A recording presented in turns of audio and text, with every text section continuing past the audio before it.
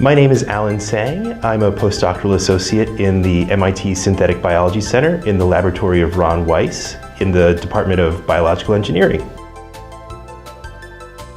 So, synthetic biology is the discipline of designing and building biological things, whether that thing is a molecule or a protein that's biological or is involved in biology, or a cell or a whole organism or even a population of organisms, and designing and building them with a useful purpose in mind. I'm working on creating mini organs or organoids that can be used for things like regenerative medicine, preclinical drug testing, and modeling human developmental biology and disease. These are cells that are genetically engineered to develop into liver organoids. A few days prior, these cells were pluripotent stem cells, which can give rise to the 3 germ layers that can turn into any of the types of cells that we find in our bodies.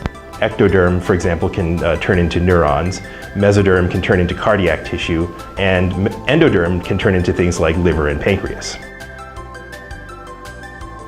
So our laboratory took these iPS cells and added a gene that turns on when you add a chemical, and when it turns on, it produces a protein called GATA6. GATA6 is important for the development of endoderm and is also expressed in mesoderm. And when we turn on this gene in these iPS cells, some of them produce enough GATA6 to become mesoderm or endoderm, and the rest become ectoderm by default.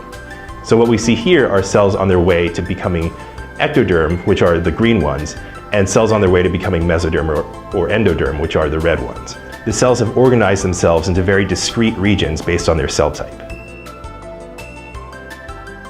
After several more days, you see hepatocytes, which are the main functional cell type in the liver. If you let these cells keep differentiating, they'll form the kinds of structures and cell types that you would find in a developing liver bud. And so what we're hoping to do with these organoids, if we can make them reliably, and if we can make them in a way that they very closely resemble what we find in an actual liver, one of the things we can do with them is use them as a model for studying human developmental biology and human disease. Another one of the big dream goals of this work is that one day we'd be able to make tissue so realistic and that functions so well that we could put them into an actual patient and hopefully be able to recover some of their liver function. So if someone has a failing liver, we could use this for regenerative medicine.